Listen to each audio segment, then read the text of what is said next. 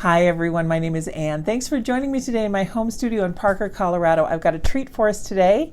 We're going to explore something that I haven't really touched on a lot on this channel, and that is ink and wash.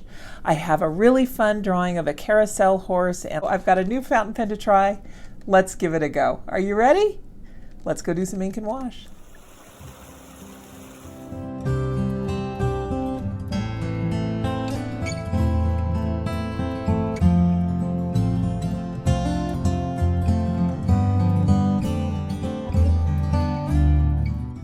Well, here's my show and tell for you today. I have a few things to talk about, and one of them is not in this little shot here, but it will be. This one is my first little baby. This is my favorite fountain pen of all time. It's the first fountain pen I ever used. It was my mom's. She got this pen, I think, in the 1950s. It's a Shaffer Lifetime. Is that the line? Lifetime pen. It's just burgundy resin with a stainless steel cap. I love its styling. It's very mid-century. Look at that nib, how it swoops up. Isn't that just beautiful? It's just so indicative of the era and so indicative of my childhood. I am ingrained with this pen. This is my absolute favorite. They still make Shaffer pens. They still make the ink for it. It's very easy to use. And with proper maintenance, any kind of fountain pen that you use is going to last you a lifetime and beyond. These are the cartridges that Shaffer sells. I just had a blister pack here. I think I got these off of Amazon. You can get them just about anywhere they sell pens. And the cartridge comes out. This is the easiest way to refill your pen, your fountain pen, by the way. There's a lot of other ways to do it that are not difficult, but this is the one where the ink is coming pre-encapsulated and you have a pictorial reference of how to do it. So one of the ends there is different than the other one. You're going to want to put the clearer, the end is more clear, I guess, around the rim there. You just pierce that with that little metal piece coming up. And then you put the cap on, and I love it when the cap posts, yay. You got the pen all back assembled again, and now you are ready to write. I love this pen so much. I think this nib is a medium width. They typically come in extra fine, medium, and sometimes broad. And of course, there are calligraphy pens. There's all different kinds of pens. But watch what happens when I mix this ink with water. I'm using a Trekell Protégé, which is a synthetic Kolinsky brush. Look at how beautifully this pigment spreads out and becomes several different colors. I really hope you can see this on your monitor, because when I do this in my studio, I can see purple, pink, yellow, green. I can see so many colors in this black ink, and it is just so fun to play with. So one of the ways that I like to do ink and wash is to take advantage of this property where you have this ink that is not waterproof and make it have contact with water and make that part of the artwork that you're doing. So for instance, let's say you're traveling and you didn't bring your paints with you, but you do have a water brush and you have a fountain pen. Well, if you have filled your fountain pen with water-based ink, this is something you can really have a lot of fun with. One of the things I like to doodle at night, particularly when I'm watching TV, is this little mouse. I draw him often. He's going to be very sketchy and super fast and not really have a whole lot going on with him. I'm just making a little quick drawing here to show you what this ink can do once you mix it with water. So see, I've got a good amount of hash marks down. A lot of shading going on in there, but not too much. Now I'm going to get that brush wet, and look what happens. You can take the smallest bit of pigment and mix it in with your wet brush and just pull it around on the paper and really use that to your advantage to make a beautifully shaded monopigment drawing. I absolutely love doing this. This is one of the first ways that I painted, and I love bringing my doodles to life, and this is just so relaxing for me. You know, it's funny because this time of year I often get in a creative rut. And I think a lot of artists do. I don't know why. There's a myriad reasons. It could be the January doldrums, the February blahs, waiting for spring, anything. But what I like to do is to rejuvenate that fire by trying some art supplies or some old techniques that I haven't looked at in a long time. And here, this pen that I'm going to show you now is another way to do that. This is so fun. This is by Kuretake. It's a Tambien Cambio pen. I think that's how it's pronounced. Cambio? I don't know if there's an R in there. No R. Cambio. C-A-M-B-I-O. It is an ink-filled brush pen, and it's an actual paintbrush on the end of it This particular one is filled with indigo, and it's a light fast ink, and it is just absolutely a delight to use because you're actually painting as you're using it. If you catch it right away when it's still wet on the paper, you can spread it around with water. It does dry extremely water resistant, but right at first you've got a lot of leeway to create some beautiful washes with this. And I love this color of indigo. I'll put a link to everything I'm using today in the description of the video. If you can't see it right off, just click on the word more, and then that description will expand and you'll be able to see the links to everything that I'm posting. So this one you can see is a beautiful blue. That indigo is very, it almost looks like a phthalo blue to me, to be honest, but I really like it. It comes in a lot of different colors. You can get them in sets of 6, I want to say, or you can get them individually. This particular one, I think I've had it for 5 years, and honestly, it has sat unused for a long time. I don't think I've picked this up for a full year, and I didn't have to prime it, I didn't have to clean it, I don't have to do anything to it. So it's zero maintenance, and it's a great way to get into a brush pen. If you're into cartooning or manga art, this is really cool, and I highly recommend it. And if you've watched my channel for any length of time, you know I live in Colorado and we are nowhere near any lighthouses, so don't fault me. That might look more like a silo than anything. I'm going to show you what this pen will do when, I call it a pen, but I want to call it a brush because of the filaments at the end of it. When it's dry, I want to show you how how water resistant this ink is. And the small bit of movement I get from the pigment on here might be because my brush still has some ink in it. I'm not sure, but that is extremely water resistant. So I really like these. For me, there's a bit of a learning curve in how much pressure to put down with that the bristle, because that ink comes out there fast. But once you get used to it, it's a delight to use, and I think you'll really love it. And I'll show you a different way to use it here further down the video. So here's the paper I'm using today. It's the Fabriano Studio Line. It is their hot press. I'm also going to use their cold press, but this is the hot press. It's an acid-free 25% cotton paper. I really like using partially cotton or wood pulp papers when I'm not using traditional watercolor. And the reason I like to do that is when you're using any other kind of water-based medium. Now see, this cold press here has some nice texture to it. It's a machine texture, but it's still really nice. And they're both 140 pound and 300 GSM. Anyway, interrupted myself, sorry. When you are using a paper that is not 100% cotton, and you've got a different sort of water-based media like the Neocolor 2s or a watercolor pencil, or the Inktense blocks or Inktense sticks, anything, or just Inktense pencils rather, anything like that, I personally prefer using a paper that is not 100% cotton, because I just think when you combine that paper with a man-made filament, I think you have a lot more control and you really enjoy these supplies a lot more. So here you can see this little mouse drawn again on cold press paper. And this particular paper, again, is so lovely to work with. You can get some beautiful textures in here and really have fun just manipulating this ink. So what I like to do, I don't know why I gave him a weird swordy leaf tail there. It's kind of like a blade of grass. That's a little odd, but you know, just a doodle. So what I really like to do with these is to play around and see the different depths and gradients of pigment that you can get just with a fountain pen. That's it. I didn't have to bring out any other watercolors or anything. So I really love the versatility of these. Now going back to that Cambio, what I can do is show you how this works as a wonderful watercolor tool. And these are really nice because they're a liquid, but they're extremely portable because that cap shuts tight and it works really well. And it carries a good amount too, so you can really bring these with you, blend them like traditional watercolors, and for using them on plein air or on the road, you will have no trouble at all. Look at how beautifully this blends when you just agitate that pigment with a wet brush. And look at how well this paper acts too. I mean, I think if I were to use regular watercolor on this paper, I would think I was using 100% cotton, but that's for a different review.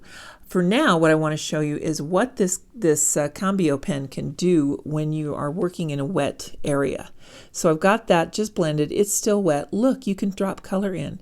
This is so cool, you guys. I just love how this acts so much like regular watercolor, but it's an ink and it's so fun. I don't know, it just has kind of a different level of vibrancy to it. It's hard to explain. I just like working with inks in addition to watercolors. And here I'm just kind of doodling around this. I don't know. I just wanted to show you that this is the other way to do ink and wash. Is whatever your wash you have put down, any kind of watercolor, you can then go in afterwards and add your ink. You don't have to use ink as part of your design. And with this one here, I want to show you just a different little style of fountain pen. I got this one on Amazon because I fell in love with the blue. And all I can say about this one is maybe don't judge a book by its cover. This is a really nice pen to write with. It's the Waterman. And here it is on the cold press paper. And you can see it kind of skips a little bit. And that is not my favorite thing in the world. But again, it's cold press paper, so it's a little bit textury. If I use it on the hot press paper, I can get a nice smooth line. But the thing that I'm not crazy about with this pen is that it feels scratchy when I write with it. Now, for you using it, you might like that feeling. I don't. I don't like it to feel slippery, but I don't want it to feel necessarily scratchy. So this one is not my favorite. I have used it several times, but it's not my absolute favorite. But the ink it comes with is amazing. This is the blue ink that was included with this pen, and it just comes with some cartridges, and you can get other cartridges to go with it too. I think this is a pretty universal one. But look at how much gradient of color you get in this blue. Can you imagine this with a hydrangea painting? I mean, I think this would be fabulous.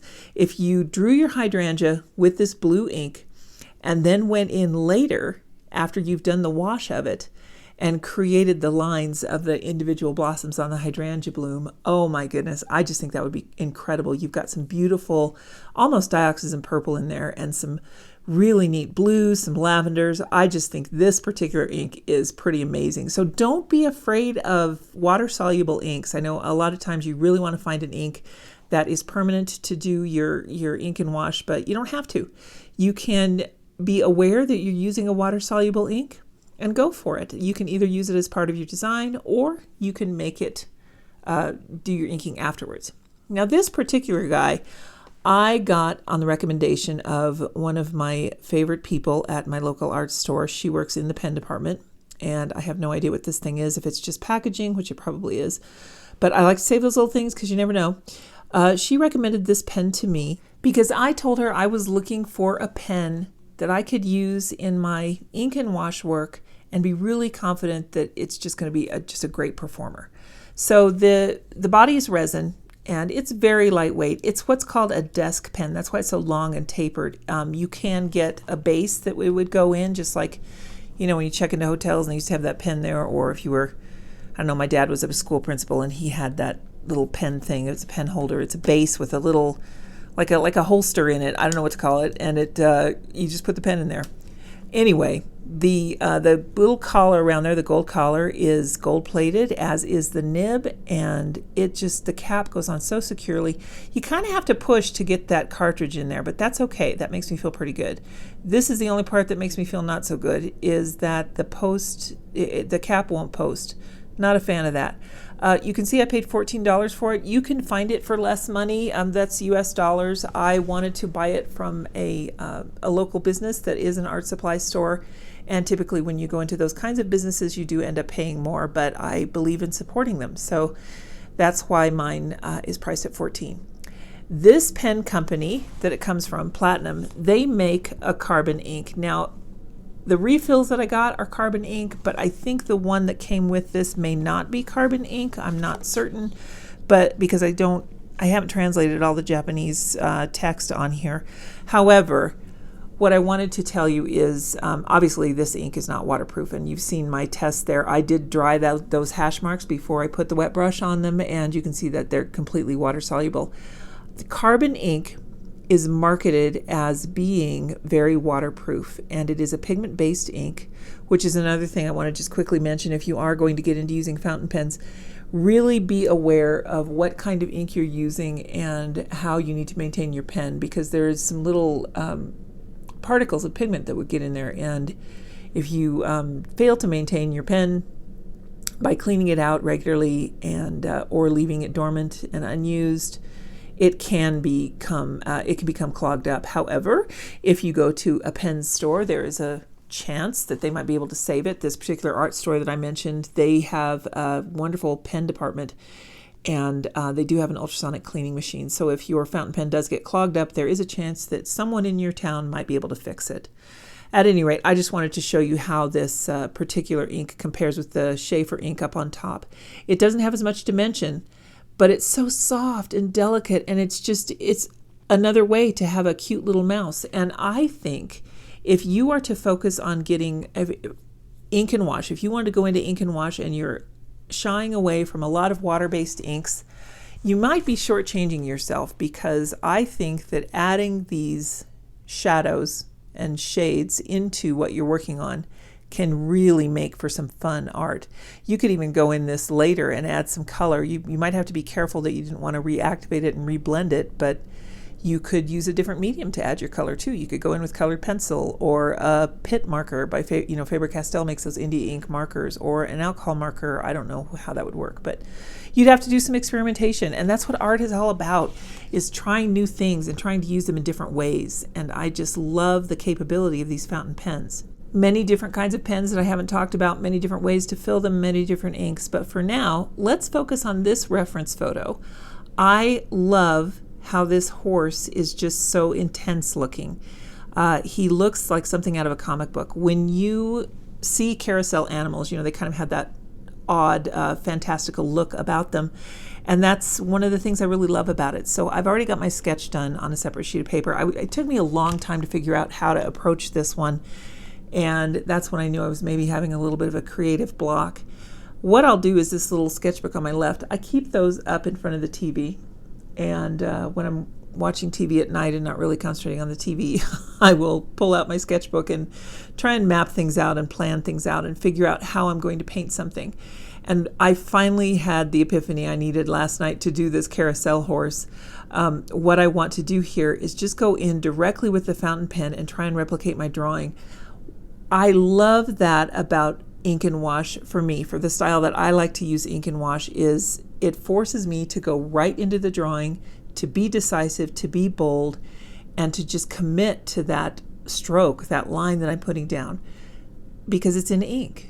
And that is another thing that I can strongly suggest that you do. If you're used to sketching and you typically do it in pencil, try sketching in ink. Try just picking up a ballpoint pen or any kind of pen you've got and see what it's like to sketch in ink. It's a different feeling. It really will, I think, reawaken a lot of your creative energy. And that's kind of what this piece is all about, is trying something new. Really, it's the same thing, right? It's watercolor and we're using watercolor paper, but we're just adding a little tweak to it to just keep things interesting. Just spice it up a little bit. That's kind of the zest of life, right? You got to keep things interesting. So I'm almost done with the sketch here.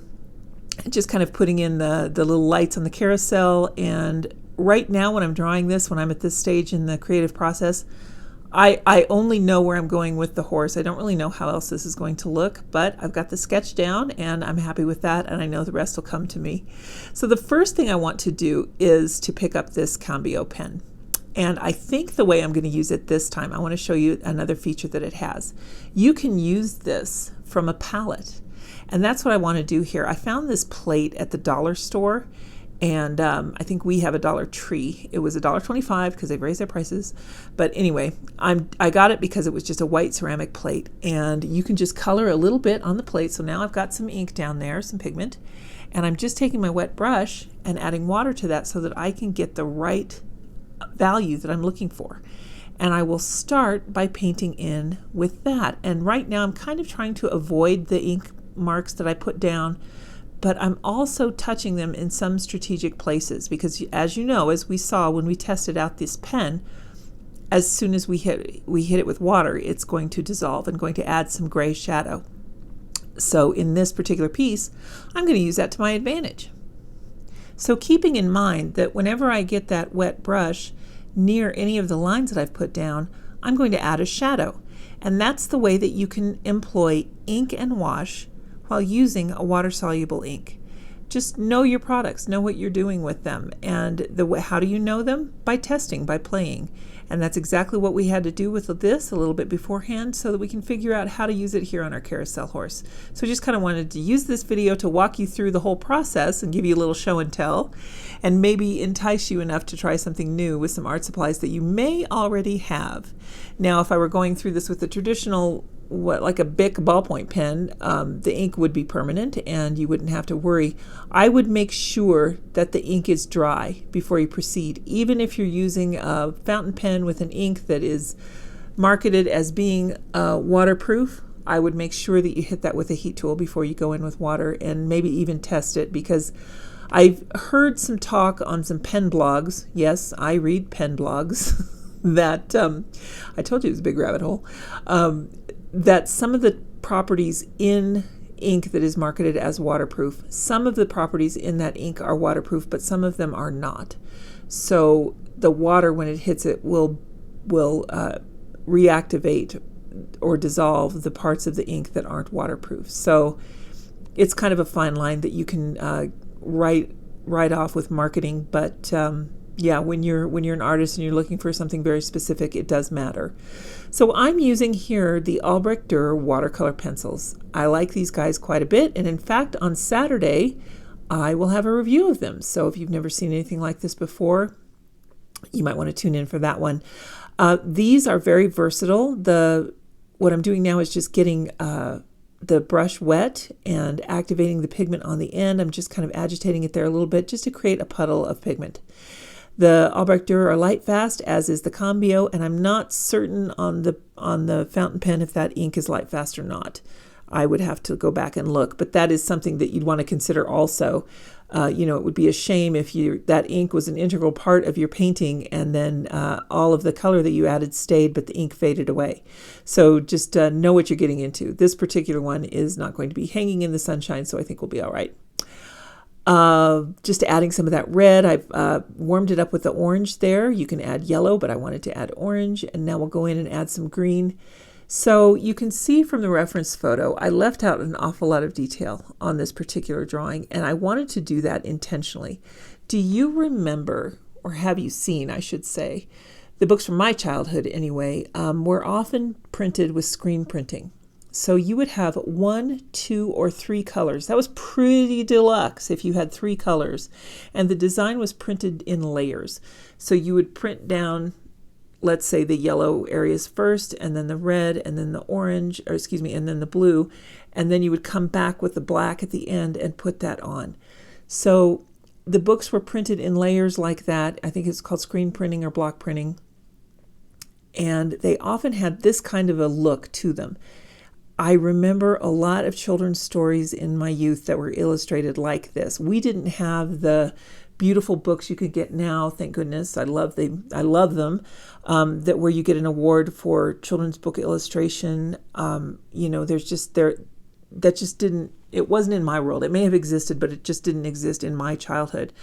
And in the early 60s, that was just not really a thing. So I remember books having illustrations like this, and this is going to end up in my granddaughter's arms. She is 4 years old this summer, and I really wanted to kind of give her a piece of, to me, what is my childhood, so she can have a little piece of her Nona and created by her Nona. So there you go. Now I'm going in with just some of the yellow. What I did with the brass, the pole that the horse is riding on, the one where you hold on to on the carousel, is I just went in with that yellow and I colored directly on the paper. And then I activated the pigment in the palette with the burnt sienna pencil and kind of mixed that in on that brass pole there to kind of just create some texture. And I'll go in later and add some more ink after this one, because you can see where I have added the green there in the little design. It's definitely smudged the ink, and I knew that would happen. I wanted that to happen on purpose. But what I'm going to do is to go back and add more pen and ink in the places that I think it needs it, so that will be over this wash that I've done. So this one, it's kind of an ink and wash and ink, if you want to call it that. It's just a way to show you how versatile this medium is, and it's just so much fun. So now I'm going in with the red and putting the trim in, adding a little bit more of the darker red on this wood back here where I originally just had the brown pencil, and just kind of getting this to punch up. I really like the way that the green areas with the doodles there on the lower panels, I like the way that it looks like it's in the rain. I think that that is a property of watercolor that is really one to strive for, and that is just my personal opinion. But I really like the way that this style of art comes out. So now let's go in, now that it's completely dry, and you do want to make sure it's completely dry at this point before you go back in with your inking. And we'll put in some more lines and shadows. And the way that we can do that, I'm adding the actual hairs on the mane here. And by actual, I mean I'm just doing the lines in the direction of the mane hair because it's kind of in those big chunky sections. And I'm just adding a little bit of shading in key places so that you can see that there's some dimension to it. But I wanted to go in and do this at the end to just kind of bring back some of that detail and enhance the shading that I was able to achieve with that initial wash. That's what's so fun about ink and wash, is it's just, like I've said, so versatile, and you can really use it to your advantage. So let's go to the little pole that holds up the horse here, the little up and down part, and I will show you how I shaded that. Now, what you might notice is that when you're doing your inking over your watercolor after it's dry, your pen nib might stop writing for a while. What's happening is, I think, because this seems logical anyway, that the scratching motion that you're making with that metal nib on the paper, I think you just pick up just a ever so slight amount of that watercolor pigment, and it can kind of clog your fountain pen. So easy fix. I just like to have a little sheet of scratch paper or a paper towel by my side so I can just kind of get that pen activated again if need be. And you know what, guys? Here you go. Here's our little illustration using ink and wash, and I sure hope that this has helped you to reawaken your creative energy if you're finding it lacking. And if you want to try something new, maybe ink and wash would be the thing for you. I appreciate you hanging out with me today. It just really makes my day to be able to share these things with you, and I really hope you get something out of it. I hope everyone has a great week, and we'll see you soon. Take care. Bye now.